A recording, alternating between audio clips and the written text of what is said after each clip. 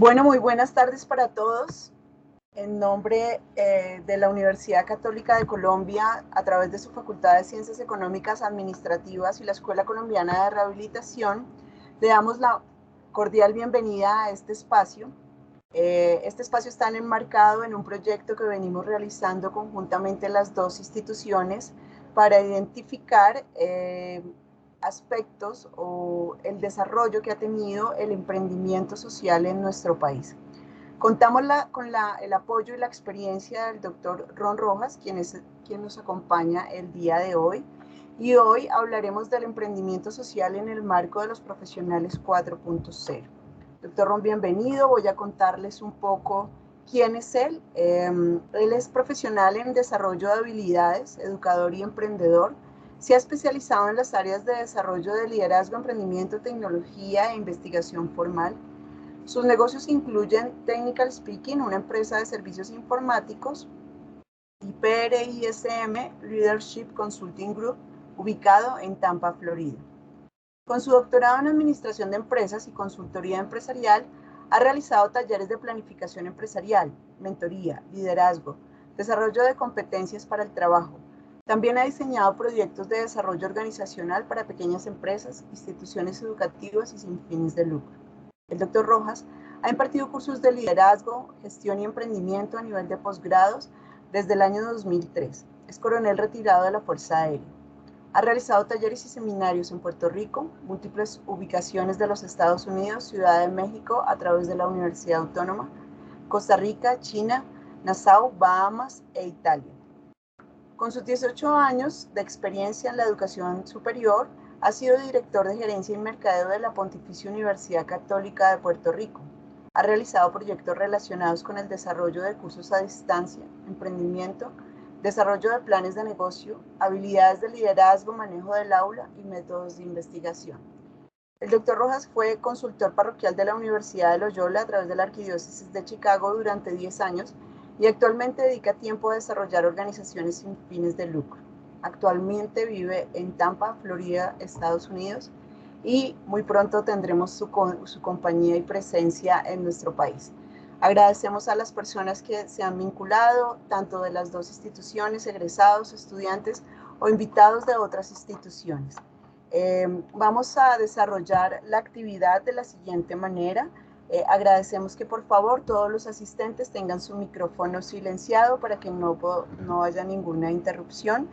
Vamos a formular todas las preguntas que se desarrollen en el marco de esta conferencia a través del chat y daremos respuesta al final de la intervención. Igualmente a través del chat estaremos adjuntando un link para que por favor diligencien sus datos y las personas que participan en este evento les será enviado a correo electrónico el link de la grabación para que puedan tener las memorias del evento. Agradecemos nuevamente su asistencia, doctor Ron, muchísimas gracias en nombre de la Universidad Católica de Colombia y de la Escuela Colombiana de Rehabilitación. Gracias por acompañarnos nuevamente y le doy la palabra para iniciar este espacio. Gracias. Tiene su micrófono apagado.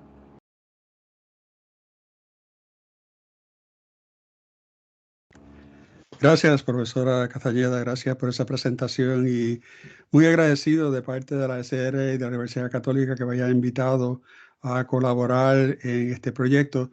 También especialmente agradezco a todos los que están participando esta noche. Yo sé que el tema, o esta tarde, sé que el tema es de interés para todos. Y uno diría que como consultor durante estos tiempos tan difíciles no habría trabajo, es todo lo contrario. Parece que con la confusión, con la incertidumbre, pues el trabajo de investigación y el trabajo de consultoría, pues básicamente se ha elevado a una intensidad que nunca había visto en los últimos 20, 25 años. Así que estoy muy agradecido de poder colaborar con ustedes y poder, si acaso, compartir algunos resultados de investigación, compartir algunas ideas para sus negocios, para aquellos que inclusive ya tienen negocio, también para aquellos que quieren comenzar negocio y especialmente un poquito de especulación, algunas ideas así general de posibles fundaciones que se podrían realizar. La información que tengo es muchísima, no sé si voy a tener suficiente tiempo esta noche. Voy a tratar lo más posible de condensar todo a, si acaso, unos 60 minutos, una hora, si acaso, algunos minutos adicionales, porque quiero dejar un tiempo al final para preguntas, porque sé que mediante las preguntas se puede ir más directamente a las necesidades y a las inquietudes que tiene cada uno de ustedes. Ahí tienen en general lo que quiero discutir o lo que quiero presentar esta noche. El trasfondo es importante para comprender, para situarnos en términos de si se puede o no se puede, si el panorama es bueno, si el panorama es difícil para establecer negocio. Obviamente me voy a enfocar en Bogotá, pero voy a hablar un poquito sobre América Latina también. Y voy a hablar, me interesa elaborar un poco más el concepto de la generación 4.0, pero particularmente el paciente de la generación 4.0 y lo que eso implica para el aspecto o el ambiente clínico. Para aquellos que quieran comenzar una fundación, hay que hablar un poquito sobre el plan de negocio. Y si quieren comenzar un negocio importante, pero también enfatizo que aquellas personas que ya tengan negocio, que estén pendientes a lo que está ocurriendo con su negocio. Muchas veces, y me he encontrado, si acaso, con unos 8 o 10 casos que se han dado el tener que regresar a su plan de negocio porque su negocio ha cambiado sustancialmente. Y para estar seguro que todo está en orden, pues entonces van directamente a su plan de negocio y lo actualizan. Para mí lo más importante para cada uno de ustedes es el efecto o la intensidad o la aplicación de investigación. Yo sé que muchos de ustedes ya están familiarizados con la población que quieren dirigir sus objetivos. Yo sé que conocen el perfil del cliente, pero hay que tener cuidado porque después de la pandemia, mucho del interés, mucho de los aspectos demográficos de los clientes ha cambiado y entonces no es justo que sigan adelante con una ilusión de una población objetiva o de un perfil del cliente que ya no existe, porque precisamente por los efectos de la pandemia. Yo también presumo, y voy un poquito más allá de lo que está presentado aquí, que con la situación que estamos viendo de tensiones y de guerra en el mundo, también eso va a tener un efecto en nuestra población objetiva y el perfil del cliente. Pero teniendo eso ya en mente, este proceso de investigación que les exhorto a cada uno que lo hagan, y voy a hacerlo con ejemplo para que vean qué sencillo es, va a ser sumamente importante para la continuidad de su negocio.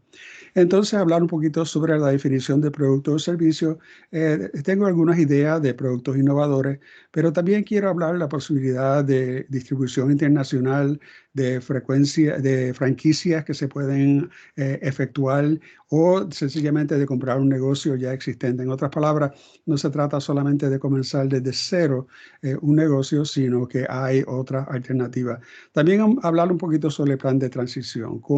¿Qué puedo hacer si ahora mismo tengo un trabajo, pero quiero comenzar un negocio? ¿Cómo puedo hacer una transición de uno a otro? Así que como ven, hay bastante material, pero vamos adelante para tratar de mantenernos en el periodo de una sola hora. Quiero presentar este slide solamente para enfatizar lo que entendemos por emprendimiento social. Claro, hay un sector de actividad económica que todos conocemos, donde se genera ingresos, donde se puede obtener negocios rentables. También hay un sector de necesidades sociales y ese sector de necesidades sociales está primordialmente atendida por el gobierno, pero también hay entidades privadas y ayudas que vienen del exterior. El emprendimiento social es el enlace entre el sector de actividad económica y el sector de necesidades sociales, como pueden ver ahí en la parte inferior de este slide. Así que con eso quiero que estemos claros con lo que queremos decir con este término de emprendimiento social. Voy a hablar un poquito ahora sobre el trasfondo de oportunidades de emprendimiento social que hay en América Latina, en Colombia y en Bogotá específicamente. Hay tres tendencias favorables muy favorables para la creación de fundaciones de emprendimiento social, especialmente orientados hacia lo clínico, más particularmente hacia la rehabilitación. Mirando proyecciones mundiales que afectan no solamente a América del Sur, sino también a Colombia y a Bogotá, mirar la cantidad de aumento en pequeños negocios que ha ocurrido específicamente en Bogotá y panoramas de oportunidades de empleo para terapistas y para otras personas relacionadas con la rehabilitación. Si miramos aquí este slide del 10 de noviembre del 2021, esto viene de la Organización Mundial de la Salud y habla de la necesidad de rehabilitación que va a aumentar en todo el mundo. Y buena parte de estas necesidades de rehabilitación sencillamente están desatendidas. Quiere decir que hay oportunidad aquí para establecer negocios en esa línea, claro, mundialmente, pero en particular nos interesa mirar lo que está ocurriendo en Sudamérica y específicamente en Colombia y en Bogotá. Aquí pueden ver en esta transparencia o este slide la proyección de este grupo Global Rehabilitation Therapy Services Market por regiones. Podemos mirar aquí que lo amarillo, que es Sudamérica, va a haber definitivamente un aumento. Una cosa es que el informe mundial diga que hay oportunidades, pero hay que ver dónde ocurren esas oportunidades y claramente ocurren tanto en el resto del mundo como en Sudamérica. Específicamente, mirando la cantidad de negocios que se han establecido recientemente en Bogotá, miramos ahí está la fecha de este documento, casi 34.000 empresas se crearon en Bogotá solamente durante el primer trimestre del 2021. Quiere decir que ya estamos sacudiendo los efectos del COVID y estamos mirando la posibilidad de echar adelante los pequeños negocios. Ese ambiente es muy fértil, quiere decir que es muy fértil para nosotros establecer un negocio o para echar a caminar un negocio. Pero también miramos no solamente el aspecto general de emprendimiento, sino si miramos también el aspecto de emprendimiento social. Para muchos en el mundo y para otros países, Colombia ha sido un ejemplo para iniciativas de emprendimiento social. Quiere decir que ya hay una buena raíz, ya hay una buena tendencia, ya hay un buen comienzo de oportunidades para emprendimiento social.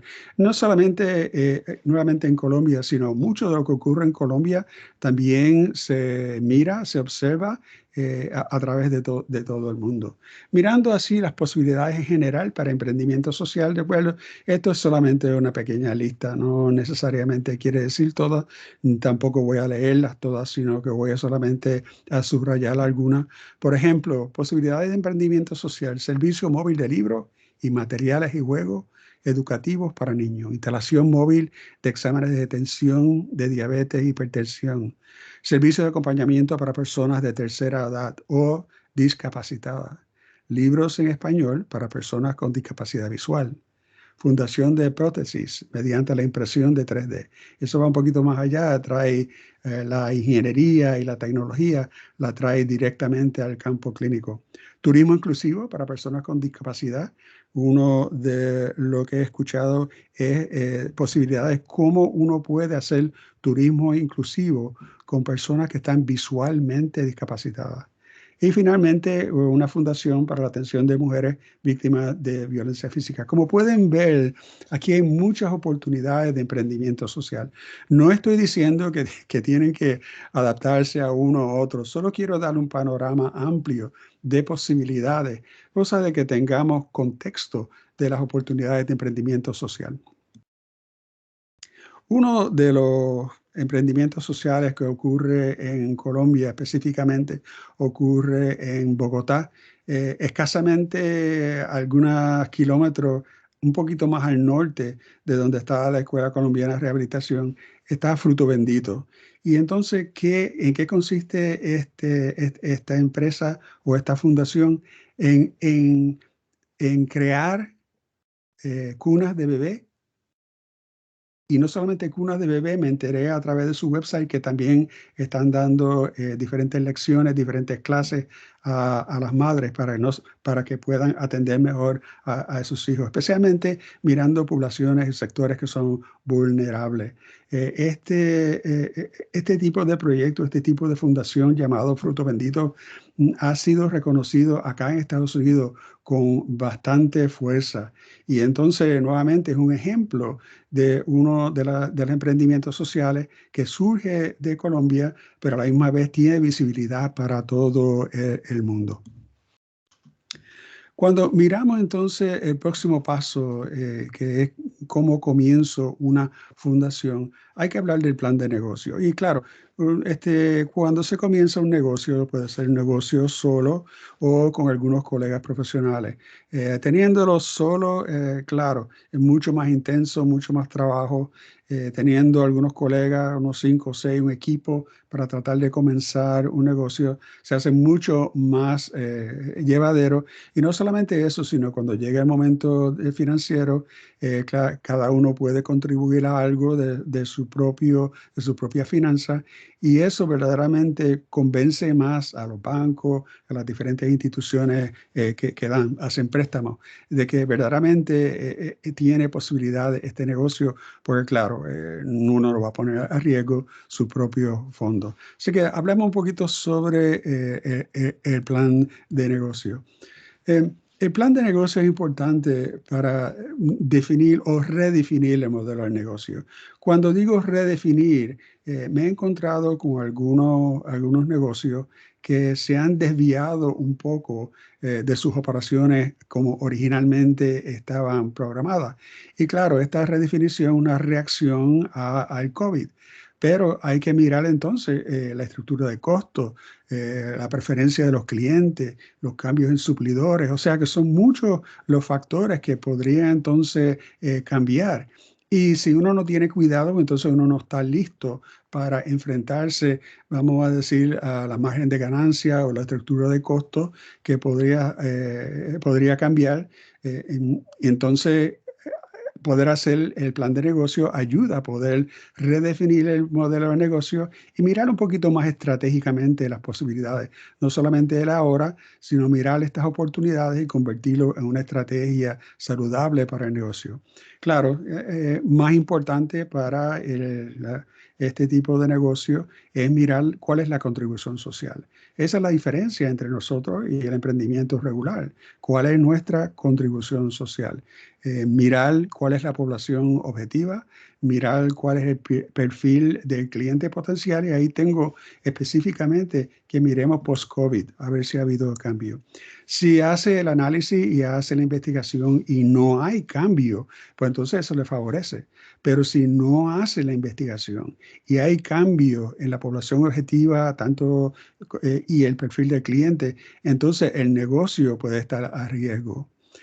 Mirar las propias capacidades y limitaciones. Quiere decir que también el COVID, la situación de COVID, la situación mundial de tensiones, también nos afecta a nosotros, no solamente a nuestras capacidades. Las capacidades siguen siendo las mismas, pero los recursos que tenemos disponibles, el ánimo que tenemos disponible, cuán afectados estamos por estas condiciones, cuán dispuestos estamos para echar la cosa adelante, especialmente si otra vez se complica el asunto de una pandemia. Eso no lo sabemos.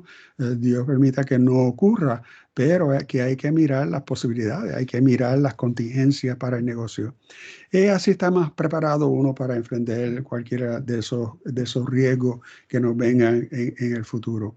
Así que sirve también el plan para pedir dinero. Si es necesario una solicitud de dinero, tener un plan claro, concreto, bien, la composición muy definitiva, con muchos detalles, es mucho más convincente. Y entonces, gracias a eso se puede entonces mirar la posibilidad de conseguir dinero. Claro, cada institución tiene su propia institución financiera, cada institución financiera tiene sus propios criterios, pero en general un buen plan siempre presenta una buena cara ante estas instituciones.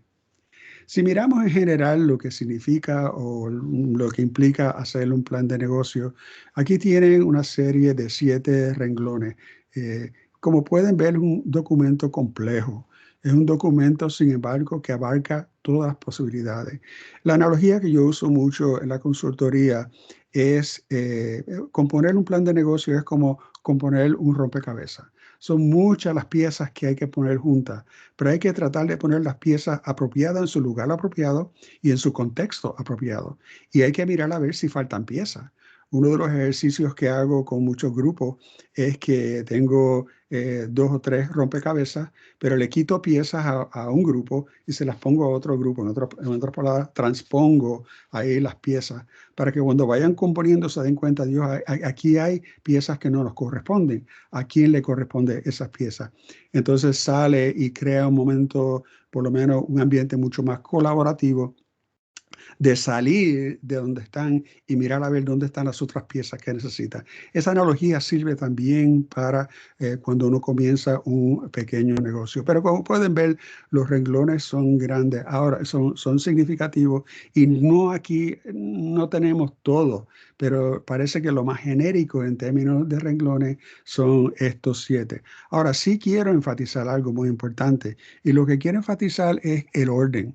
No necesariamente se empieza por el resumen ejecutivo. Normalmente el resumen ejecutivo es la última sección, porque ya todo lo otro está determinado. Para mí, mi recomendación siempre es comenzar primero con el análisis del mercado. ¿Cuál es el segmento seleccionado? ¿Cuál es la población? ¿Cuál es mi estrategia? ¿Cuáles son las tendencias, las necesidades de mercado? ¿Quién es y cómo es la competencia? ¿Y cómo voy a hacer advertising, promoción del negocio? Una vez que se tiene una buena idea de la población objetiva, entonces podemos hablar de cuáles son los productos o los servicios. Y ahí lo ven como segunda sugerencia. Y tercero, entonces podemos hablar sobre el aspecto más práctico, administrativo. Y todo lo otro va a caer en su sitio poco a poco. Pero lo que quiero enfatizar aquí es que no necesariamente hay que comenzar con el resumen ejecutivo. En el pasado, con estudiantes de otras universidades que han comenzado su plan de negocio, si quieren comenzar con el resumen ejecutivo y cuando llegan entonces a la parte del análisis de mercado, se dan cuenta de que ha cambiado todo. Entonces le digo, no ajusten su resumen ejecutivo, déjelo como está, siga adelante con el análisis del mercado, productos, servicios y después lo administrativo y al final hablamos entonces sobre el resumen ejecutivo. Si hablamos de análisis del mercado como vamos a decir, la actividad principal, la actividad primera en un plan de negocio, podemos estar hablando de fuentes primarias y fuentes secundarias de data. Cuando miramos las fuentes primarias de data, esas son fuentes originales de data. Quiere decir que el negocio, usted y sus compañeros de negocio están realizando encuestas o están realizando entrevistas o combinación de encuestas y entrevistas para tratar de ver cuáles son las necesidades, para conocer mejor un poco esa población objetiva, para conocer mejor ese tipo de cliente. Esas serían las fuentes primarias. Las fuentes primarias es un poco difícil hacer porque hay que componer la encuesta, hay que hacer las entrevistas. La entrevista puede ser estructurada, semiestructurada o sencillamente libre, pero la fuente primaria y las fuentes originales requieren un poquito más de esfuerzo, no solamente en componerlo, sino validarlo, porque lo menos que uno quiere es tratar de hacer una encuesta que no capta lo que uno necesariamente pide o lo que necesita para su plan. Esas son las fuentes primarias, pero también hay fuentes secundarias que son igualmente importantes, porque son fuentes de información que ya están disponibles. Ahí tienen algunos ejemplos, los grupos en Facebook, sitio web de instituciones, revistas y periódicos. Hay una revista colombiana de estadística que tiene bastante información. Claro, depende del tipo de negocio que está buscando o qué tipo de población está buscando, pero es una fuente riquísima, una fuente secundaria riquísima y muy valiosa. Y claro, hay los datos también generados por el gobierno, bancos o instituciones profesionales. Ahí tiene dos ejemplos, Secretaría Distrital de Salud en Bogotá o Miral DANE. Una de las preocupaciones de Miral DANE o el Departamento Administrativo Nacional de Estadística en Colombia es que parece, para muchos que he hablado, me dicen que es muy complejo, que tratar de extraer la data requiere como que unas destrezas especiales. Y entonces yo trato de buscar, o creo que encontré una manera un poco más sencilla de extraer los datos secundarios sin tener necesariamente que envolverse directamente en la metodología y en la creación, vamos a decir, de algoritmos para poder sacar la información que uno quiere. Aquí le sugiero lo siguiente. Si uno entra, por ejemplo, en Google, uno entra a estadísticas DANE Bogotá, ahí puse 2020, pero puede ser 21, puede ser 22, la fecha que usted quiera. Si entra a esa información y mira imágenes, le voy a demostrar más o menos lo que ocurre. Lo que ocurre es que viene un segundo renglón. Y ese segundo renglón quiere ayudarlo para que sea más específico dentro de lo que desea cuando mira las estadísticas de DANE. O sea, mira estadísticas de DANE de Bogotá 2020. Aquí uno puede seleccionar, por ejemplo, dónde está la pobreza. ¿Por qué? Porque mirando las estadísticas de pobreza, a lo mejor le da una idea a uno de dónde uno puede orientar un proyecto de emprendimiento social. Así que no solamente a nivel de arriba, sino que hay un segundo nivel que Google provee que también puede ser beneficioso en su búsqueda. Y mire lo que aparece. Todos estos son ejemplos de diagramas de la data que surge de DANE. ¿Qué quiere decir eso? Bueno, ahí entonces usted tendría que buscar cuál es el que más le conviene de acuerdo a sus necesidades.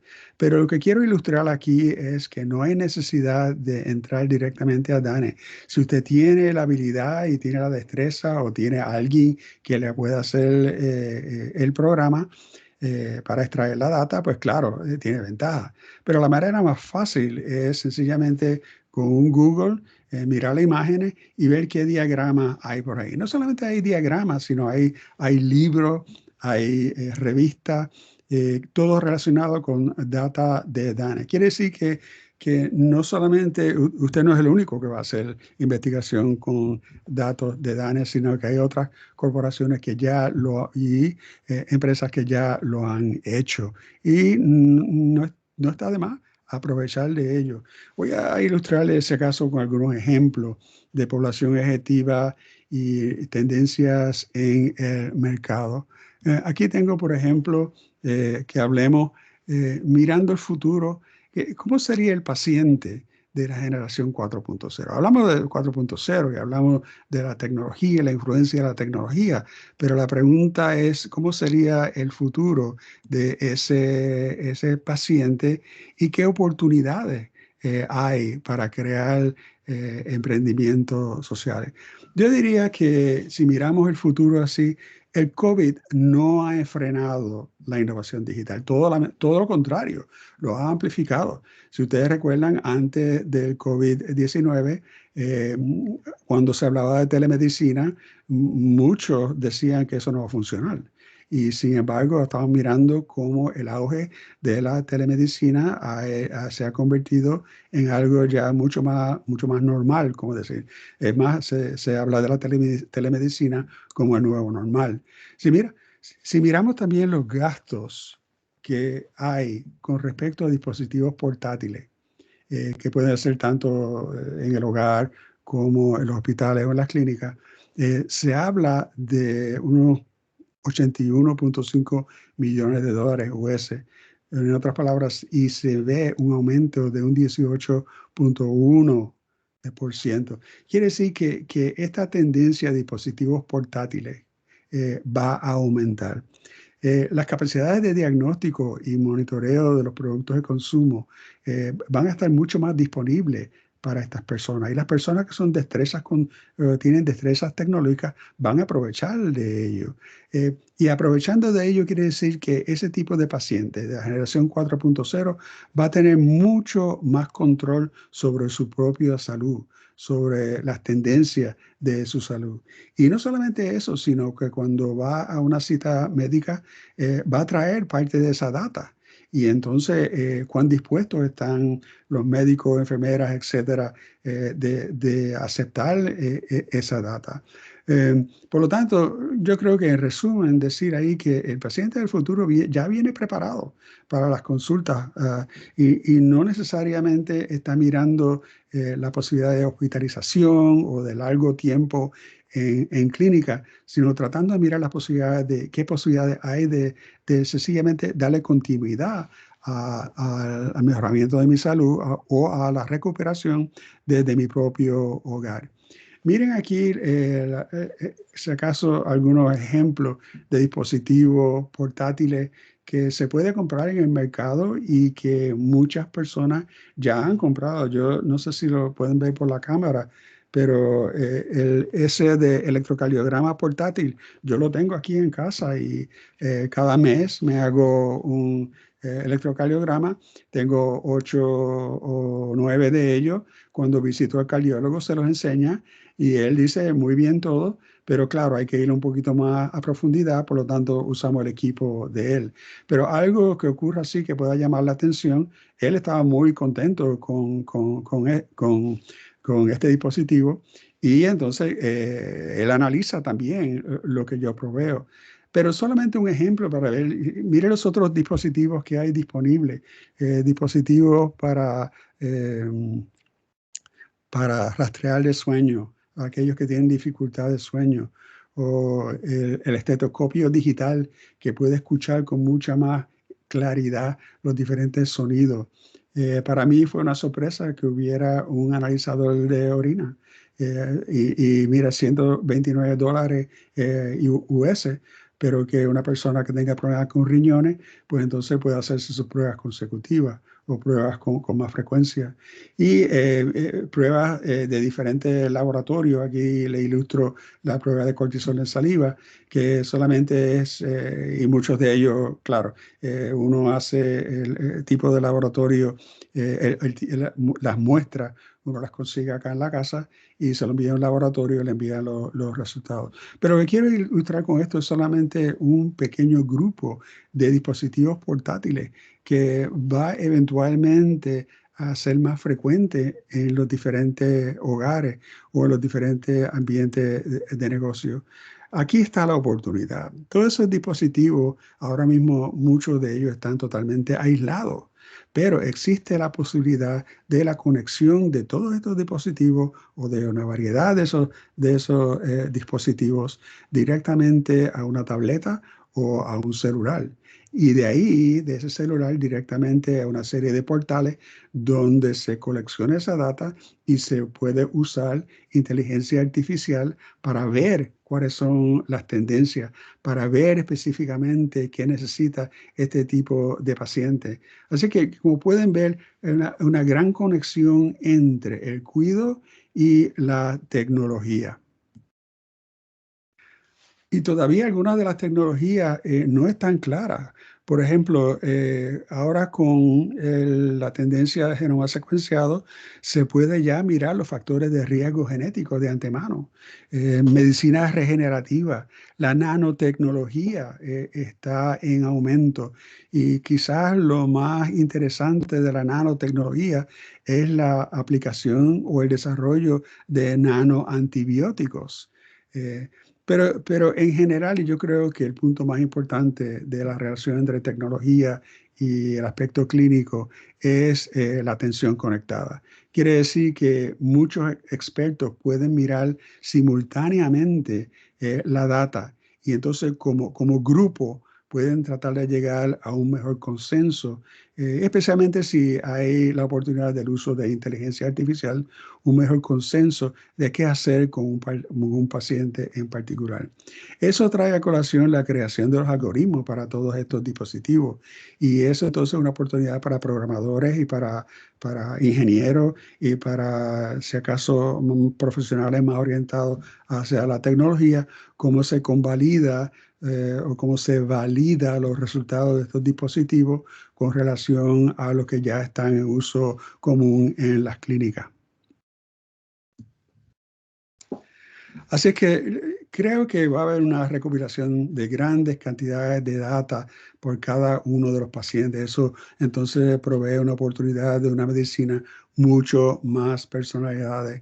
Como había mencionado anteriormente, la creación de estos algoritmos para estos diferentes dispositivos es una oportunidad para para programadores y también para ingenieros,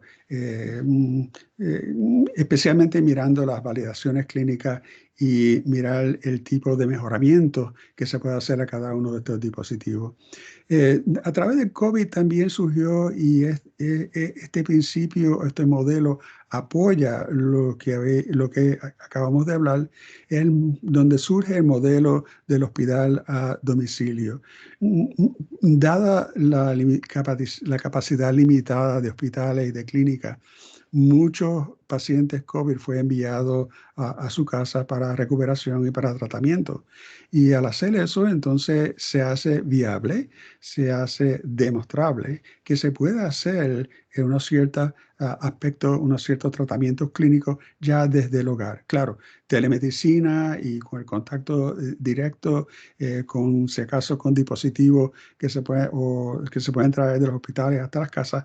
Pero este modelo de que el enfermo tiene que estar en el hospital solamente, pues está modificándose. Ahora podemos hablar del modelo de hospital a domicilio. Y creo que lo más importante también es el aspecto de la continuidad de la atención clínica. Si uno va a una cita hoy y le dicen a uno que regrese en un mes o en 2 meses, mucho puede pasar de aquí a un mes a 2 meses. Y entonces, teniendo una serie de data que se puede generar, si acaso semanalmente, diariamente, como sea necesario, se puede tratar de anticipar que si hay algún problema de salud que requiera una cita anterior, que entonces llamar y hacer la cita con mucha más urgencia. Así que cuando miramos lo que trae la tecnología y el aspecto clínico, hay todo un campo abierto. Pero también hay que reconocer que hay posibilidades de necesidades sociales actuales. En otras palabras, no hay que ir tanto al futuro para mirar las posibilidades. Si no, miren, por ejemplo, este ejemplo. Si miramos el censo, casi hay 2 millones de personas con discapacidad visual en Colombia. Eso sería aproximadamente un poquito más de 4% de la población. Sin embargo, pregunto a las personas, a este sector, a esta población específica, hago la pregunta, ¿qué pasa con el COVID? ¿Qué pasa con estas personas con discapacidad visual que están en Colombia, pero son afectados por el COVID también, en su sentido de olor, por ejemplo? Quiere decir que no solamente pierden un sentido, sino que pierden más de un sentido, y para ello tiene que ser casi hasta un punto traumático. Y miramos, por ejemplo, el porciento de discapacidad visual con respecto a las otras categorías, es una categoría grande. Sin embargo, ha sido un renglón, ha sido un sector que ha sido bastante ignorado. Y entonces, aquí hay unas grandes oportunidades como resultado de una investigación. Uno puede decir que, ¿qué puedo hacer con este grupo? Entonces ya tienen una idea de las posibilidades de investigación tanto con la relación de la tecnología relación entre tecnología y lo clínico, pero también mirando algunas oportunidades que hay para emprendimiento social actual, en otras palabras, necesidades actuales. Lo que seguiría a continuación de la investigación es definir el producto o el servicio y mirar qué tipo de opciones hay. Para ello, podemos hablar aquí de un producto innovador. Podemos hablar también de otras maneras de hacer negocio. Por ejemplo, licencia de distribución internacional y la franquicia, y voy a mencionar algunos ejemplos de ellos, o comprar un negocio existente. Aquí lo que hacemos es que ampliamos un poco las posibilidades de comenzar un emprendimiento social, no solamente desde cero, vamos a decir, construirlo de la nada, comenzar desde lo más básico, sino que hay oportunidades de licencia y de franquicia.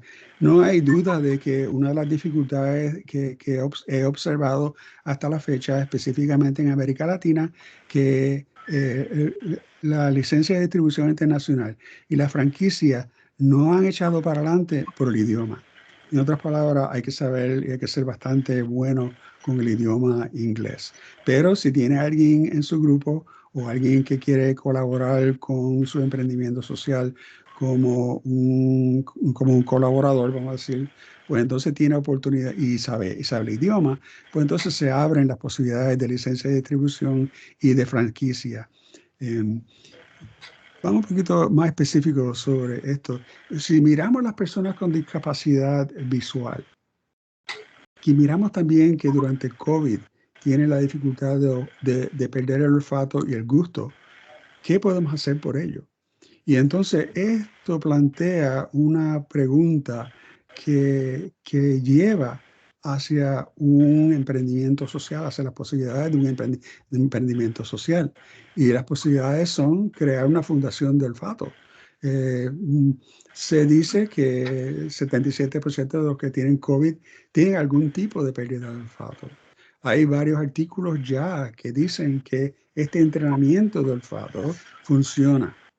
Entonces uno va a hacer la pregunta, ¿cuántos centros de rehabilitación de olfato hay disponibles en Bogotá o en Colombia o a través de América Latina o América del Sur? Varios estudios ya han demostrado que la rehabilitación del olfato es necesario para algunos. Algunos los recobran, pero algunos necesitan una ayuda, una forma de rehabilitación. Aquí hay un estudio, ejemplo de un estudio clínico sobre el entrenamiento del olfato. Y entonces, solamente un ejemplo, hay muchos más ejemplos de ello, pero miren que la fecha de este artículo es del 2009 y quiere decir que mucho ha progresado desde 2009 hasta ahora en relación a efectos del olfato, de readestrar el olfato. Si miramos algo mucho más reciente, podemos ver toda una serie de estudios relacionados con la rehabilitación olfatoria. Quiere decir que aquí hay una oportunidad, tanto mirando la población de COVID que se ha afectado por el COVID, qué por ciento de ellos todavía tienen o poseen esa dificultad con el olfato, y a la misma vez la creación de una rehabilitación, un centro de rehabilitación del olfato. Yo tengo, la imaginación mía sigue caminando y entonces digo, mira, aquí se puede hacer una fundación de rehabilitación olfatoria como ejemplo. Entonces, el dibujo, el trasfondo del PowerPoint, todo eso lo inventé acá solamente para ilustrar, o sea que no existe esta fundación, pero quiero ilustrar las posibilidades. Ya ven el logo aquí. Y quiero hacer varios comentarios para que vean. La palabra olfato en griego es mirodia, por lo tanto, Fundación Mirodia tiene mucho sentido. Y noten el color que he usado, el verde menta, que apunta a un olor fácil de reconocer. Miran todo lo que hay subliminal, lo que hay directo, pero las posibilidades de ser creativo con esta fundación, particularmente en este que hemos hablado del sentido de la pérdida olfatoria, especialmente para los pacientes que han pasado por COVID. Así que ya tienen ahí un ejemplo de un producto innovador, pero también quiero hablar un poquito sobre distribución internacional y franquicia y comprar negocio. Aquí hice un pequeño Google sobre franquicias internacionales en Colombia y hay toda una lista de oportunidades. Nuevamente, la razón que limita la expansión de franquicias en América del Sur es el idioma. pero si consiguen una persona que pueda colaborar con ustedes en términos de echar el negocio a caminar, pero a la misma vez es diestro con el inglés, pues entonces la oportunidad de franquicia o de distribución, licencia de distribución, se hace mucho más factible. También, si miramos, hay específicamente franquicias para terapia física. Pero no solamente terapia física, sino pueden mirar aquí los otros renglones de franquicia de este website, de este sitio web Franchise Direct. Pueden mirar a ver que hay otras oportunidades, o sea que no estamos limitados solamente a terapia física. Solamente puse terapia física para efectos de esta presentación. Y entonces a aquellos que están en otros países, observen que aquí dice Colombia, pero pueden entrar en sus propios países y entonces ver qué oportunidades hay de franquicia, no solamente en términos de terapia física, sino se puede entonces hacer un sorting, se puede buscar en términos de otras posibilidades. Pero nuevamente, la dificultad más grande de la franquicia es el idioma. Así que pueden ver entonces lo primero, lo segundo y entonces lo tercero. Primero, claro, análisis de mercado. Segundo, mirar cuál es ese producto o servicio mediante los ejemplos. Espero que estos ejemplos les haya ayudado a ver la importancia de tanto lo primero como lo segundo. Y entonces ya ven que lo tercero es mucho más fácil de completar porque se trata de la organización, se trata de los materiales, la localización, equipo, etcétera. O sea que se hace mucho más fácil seguir la secuencia de análisis de mercado, producto de servicio, resumen administrativo. Y como pueden ver, si tienen ya esas tres, las otras, el plan financiero, resumen de la microempresa, estrategia y resumen ejecutivo, se hacen mucho más fáciles. Quiero entonces terminar hablando un poquito sobre el plan de transición. Muchos quieren comenzar su negocio, pero no pueden comenzar un negocio porque ya tienen un empleo y no quieren dejar el empleo porque hay que considerar el aspecto de hay que pagar las cuentas, hay que comer, hay que tener ingresos. Yo sugeriría una posibilidad de mirar en términos de una fase. Si usted tiene trabajo a tiempo completo, tiene una fuente de ingreso estable, pero también tiene tiempo para poder echar a caminar lo básico, los fundamentos de su negocio. Claro, al tratar de enfocar tanto en el plan de negocio como el trabajo que ya tiene, hay la posibilidad de la pérdida de rendimiento de su trabajo, así que tenga un poquito de cuidado si está en la fase 1. Pero también existe la fase 2, un trabajo a tiempo parcial.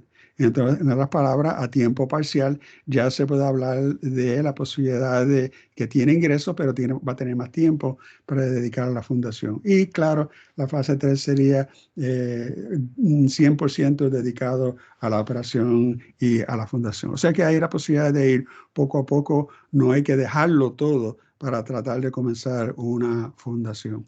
Así que esos son básicamente los temas que tengo para esta noche.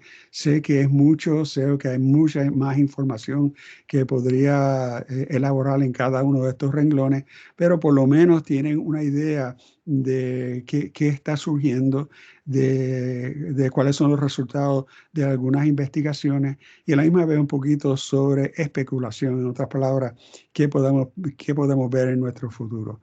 Yo creo que con eso tenemos más que suficiente. Veo que estamos cerca ahí de los 60 minutos. Creo que entonces voy a dejarlo hasta aquí. Y entonces, profesora Castañeda, le paso entonces el micrófono a ver si hay alguna pregunta que yo podría contestar.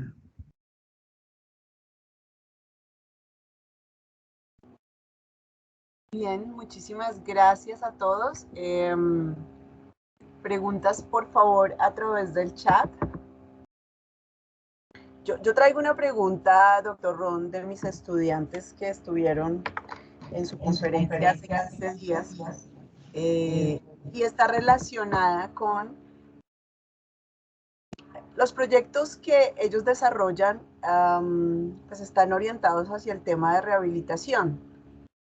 La pregunta era que si en el momento en que se quisieran llevar proyectos a A nivel internacional era necesario fortalecerlos primero a nivel nacional. ¿Cuál es su opinión al respecto? Bueno, si uno mira el aspecto de franquicia y uno establece una fundación relacionada, vamos a decir, establece una fundación en Bogotá, pero con miras a aprovechar una franquicia internacional, pues entonces ya eso como que combina las dos cosas. Y no solamente se queda a nivel local, sino también tiene potencial de irse internacional. Pero eso debe ser parte de la planificación estratégica.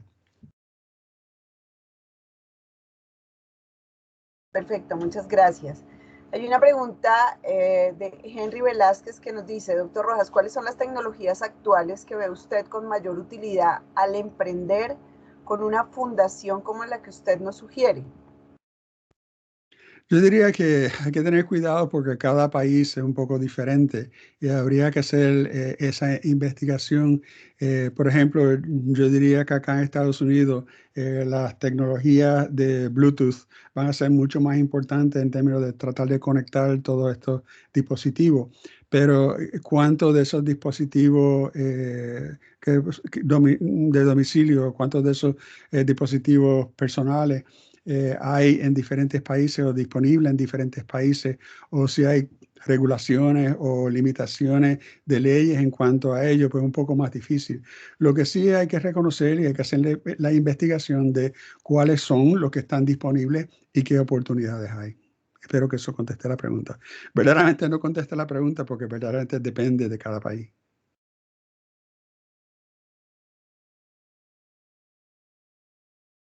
De nada, Henry. Y creo que ahí lo importante es enfatizar el aspecto de la investigación. El COVID se ha visto como una oportunidad y también como una amenaza eh, en los diferentes escenarios que hay. El emprendimiento social es transversal tal vez a la actividad económica. Y para ello quisiera hacerle una pregunta. Uno, aclarar, porque muchas veces la gente confunde el emprendimiento social con tener entidades sin ánimo de lucro y no empresas comerciales. Y dos, de cara a esas oportunidades sociales, ¿cómo ve usted el resultado pues, de ese fenómeno mundial llamado pandemia? Aquí el asunto de la pandemia ayuda a comprender la diferencia entre un dueño de negocio y un emprendedor. El dueño de negocio ante las dificultades de la pandemia va a tratar de proteger su negocio.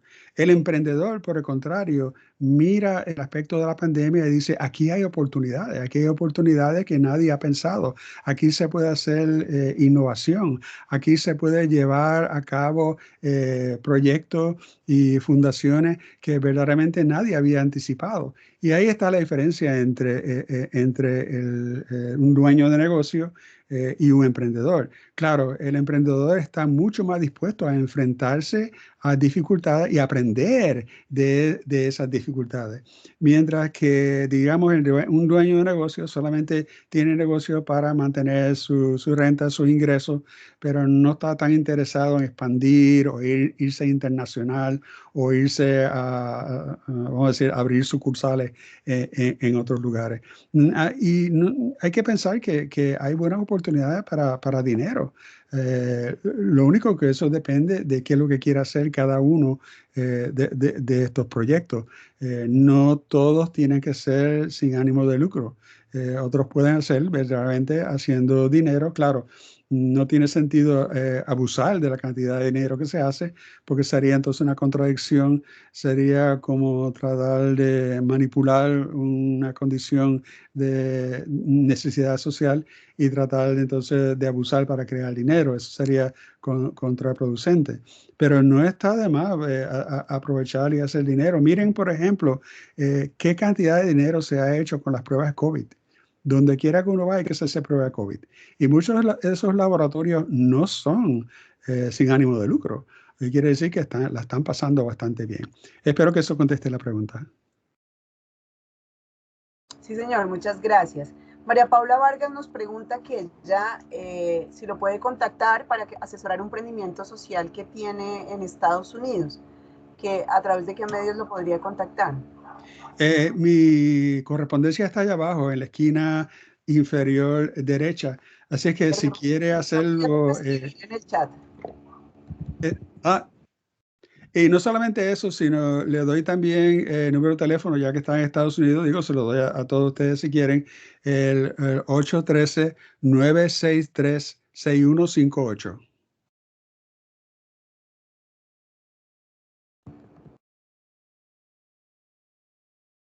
Claro, Y recuerden que el código es 1 de Estados Unidos, pero ese sería el número de teléfono que pueden conseguirme. Si no estoy, por supuesto, dejen un mensaje y encantado le contesto su pregunta. Yo entiendo que hay mucha inquietud y que hay mucha pregunta que son específicos y particulares de cada uno de los negocios y voy a tratar de lo más posible atender todos los casos. En la primera sesión que tuvimos hace como unas 2 semanas atrás, 11 estudiantes se quedaron al final para tratar de consultar conmigo algunos aspectos. Y claro, de haber mucho más de eso, pues coge tiempo. Yo estoy dispuesto a ayudar en todo lo que pueda, pero recuerden que soy más que, no soy más que uno. bien, doctor, hay una pregunta que también, y yo me permito llevarle las preguntas de mis estudiantes que han venido con usted recibiendo acompañamiento desde noviembre del año pasado. Y uno es, los equipos de rehabilitación para las áreas que manejamos los estudiantes, que manejan los estudiantes de la escuela colombiana, son de unos costos altos para hacer fonoaudiología, para hacer terapia ocupacional. ¿Qué líneas de crédito podrían acceder ellos a nivel internacional formulando su proyecto de investigación si tuviera un enfoque social y cómo podrían beneficiarse de estos de esto de capital si existe algunas líneas? El contacto internacional se hace importante porque pese a que el equipo nuevo sea bastante caro, siempre hay la posibilidad a través de redes y a través de grupos profesionales, a través de contactos, de networking, como dice, conseguir oportunidades de equipo usado, pero bueno. Y entonces eso ayuda a que el negocio, a comenzar el negocio, no sea tan difícil. Yo sé, por ejemplo, y de muchos casos en que hay máquinas de rayos X, que hay, ¿cuáles son los otros ejemplos que he visto? Computadoras, por ejemplo, que según van mejorando, muchos de estos hospitales, particularmente aquí en Estados Unidos, quieren deshacerse de su equipo, pero ese equipo está bueno todavía, ese equipo todavía tiene vida y entonces, ¿qué hacen con ello? No hay hasta la fecha, como decir, un recurso que pueda coleccionar esa información y tenerla disponible. Eso de por sí puede ser un emprendimiento social. Pero lo que sí quiero enfatizar acá es que hay que mirar el aspecto de la competencia. Si la competencia, por ejemplo, va a comprar equipo nuevo, pero usted entiende que puede conseguir a través de diferentes hospitales acá en Estados Unidos, puede conseguir, o clínicas en Estados Unidos o en otros países, puede conseguir los equipos usados, pero mejor, pero en buenas condiciones. Pues entonces, claro, tiene la ventaja, usted tiene la ventaja sobre la competencia, que tiene que comprarlo ya desde nuevo y buscar los recursos para pagar ese equipo nuevo. Así que para mí lo más importante es mirar la posibilidad más allá solamente de la nación, mirar y buscar las posibilidades internacionales. Y claro, estando yo acá en Estados Unidos, puedo tratar de hacer algún tipo de investigación preliminar y entonces si encuentro que hay hospitales o hay clínicas que tienen algún tipo de equipo que usted necesita que estuviera disponible, pues entonces se me hace más fácil hacer la conexión. Para mí como consultor eso representa una oportunidad. Y más aún, una de mis hijas es pediatra y está directamente envuelta en el trato pediátrico y está comunicado, claro, con el aspecto clínico. Ella está en Orlando, Florida, que es casi 1 hora de aquí, que ella también puede poner ahí sus sensores a ver qué tipo de equipo hay en el área de Orlando, que es mucho más grande que Tampa, de equipos que estuvieran disponibles. Así que para mí eso sería la contestación a esta pregunta. Bien, muchas gracias. No sé si haya más preguntas. Recordarles, por favor, a los asistentes que diligencien su asistencia en el link que está en el chat. Y estamos atentos a si existe alguna otra inquietud.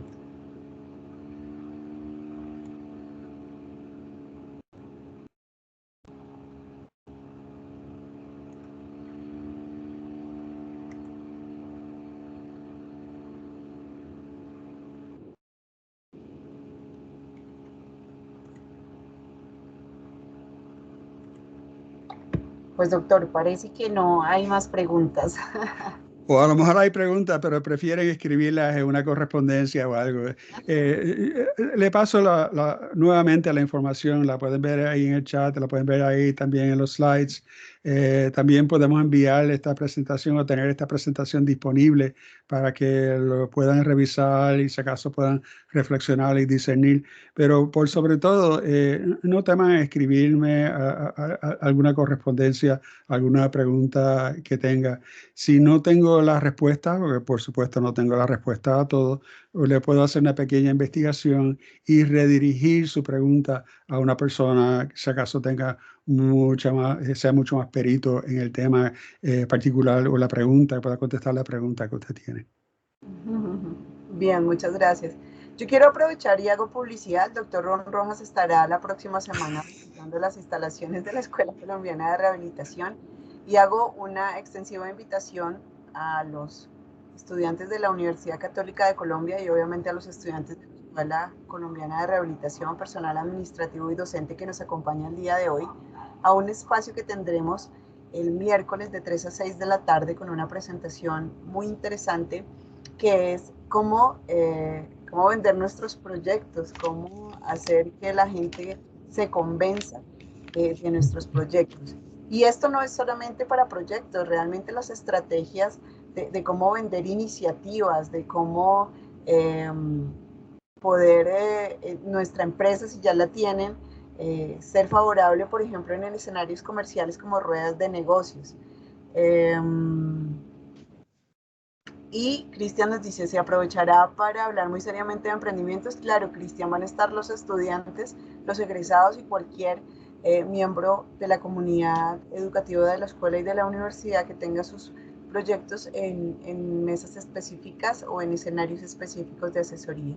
Entonces, cordialmente invitados, tenemos a alguien con una capacidad de servicio, con un conocimiento y con una experiencia lo suficientemente amplia que nos puede abrir panoramas y espectros interesantes a nivel de mercado. Sí lo vamos a transmitir por Teams, María Paula, estaremos enviándoles a los estudiantes y a las personas que han asistido tanto a este encuentro como al anterior el link para que puedan participar de este espacio. Y obviamente pues los que puedan estar en la escuela tener el honor de conocerlo y compartir algunos momentos con el doctor, quien es muy generoso en esos espacios de mentoría que tenemos. No sé si tengan alguna otra inquietud.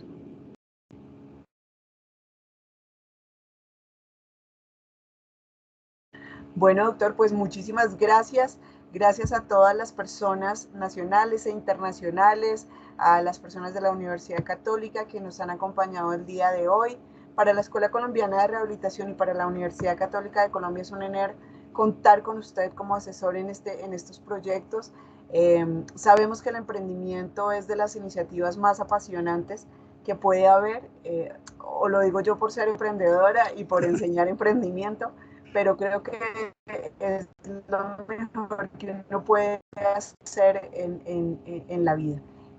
Gracias nuevamente por ser tan generoso con este espacio y bueno, invitarlos nuevamente a que nos conectemos el próximo miércoles y que estén atentos a la app de la escuela y a toda la información que nosotros estaremos enviando a través de correos electrónicos para seguir fortaleciendo estas iniciativas de emprendimiento, especialmente de emprendimiento social a nivel de nuestro país. Muchas gracias a todos por su asistencia. Doctor, le voy a leer algunos comentarios. Muchas gracias, felicitaciones, gran trabajo, exalto el esfuerzo y dedicación, excelente proyecto, muy enriquecedor el taller. Pues bueno, muchísimas gracias, una charla muy productiva. Entonces creo que nos vamos llenitos, diríamos acá en Colombia, de información, de un espectro que nos abre oportunidades para nuestros emprendimientos. Muchísimas gracias. Bueno, yo agradezco la participación de todos ustedes y ciertamente agradezco la iniciativa de la SR y de la Católica de invitarme. Recuerden que estaría por allá ya a partir del domingo, de este domingo, así que esperamos que podamos vernos cara a cara. Gracias y que pasen buenas tardes. Gracias, A profesora usted muchas Castañeda. gracias. Feliz tarde para todos.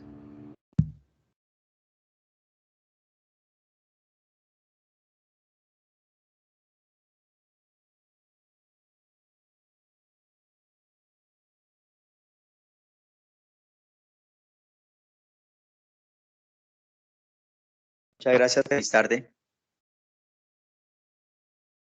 A ustedes, que estén muy bien.